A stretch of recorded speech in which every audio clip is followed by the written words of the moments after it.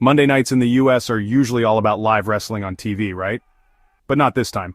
This Monday it was football that stole the spotlight, and what a show it was. Marcos Leonardo's dramatic winner sent Manchester City packing, and as Andros Townsend put it on DAZN, Al-Hilal have shocked the world. For Marcos Leonardo, it was more than just a win.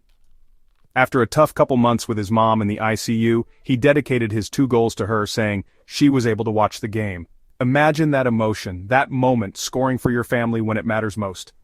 Now let's talk about Al-Hilal's new head coach, Simone Inzaghi. Just a month ago, he left Inter Milan after a brutal loss in the Champions League final.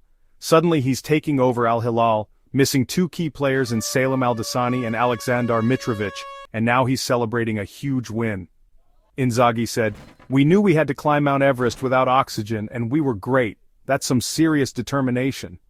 This wasn't just any game. The revamped Club World Cup hasn't won everyone over, but this last 16 tie, people will be talking about it everywhere. Al-Hilal were hanging on in the first half, mostly thanks to their keeper Bono.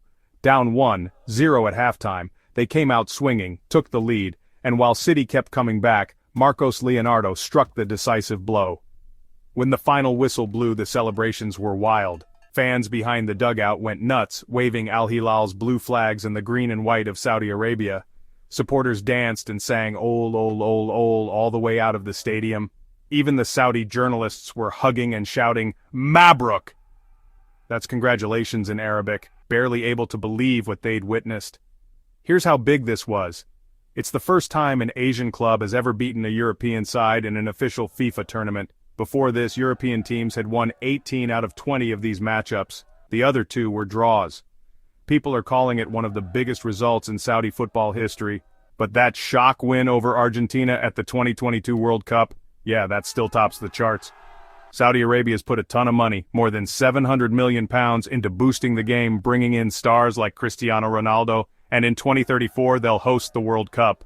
FIFA's president, Gianni Infantino, says it could be a catalyst for change, but there's been plenty of criticism too, especially around human rights and the way the World Cup bid went unopposed. Australia, the only other possible bidder, felt it didn't even have a real shot. On the pitch, the players had their own point to prove. Serbia's Sergej Milinkovic-Savic, who joined Al-Hilal last year, said, "We showed them it's not like they are speaking about the league." Former Chelsea defender Kalidou Koulibaly added, "We wanted to show our talents, and we wanted to show Al-Hilal had the talent to be here." It was a rough night for City. They'd cruised through the group stage but stumbled hard in this first knockout game. Pep Guardiola's side looked vulnerable on the counter, and as former keeper Shay Given said, it wasn't a fluke but really worrying signs for Guardiola. The loss also ended Guardiola's perfect Club World Cup record, his first ever defeat in the tournament as a manager. He said, "It is a pity, we have been on an incredible journey together, we would have loved to have continued. Now it's back to the drawing board for City. For Al-Hilal and Saudi football, this is a night they'll never forget." For more updates, like and subscribe to this channel.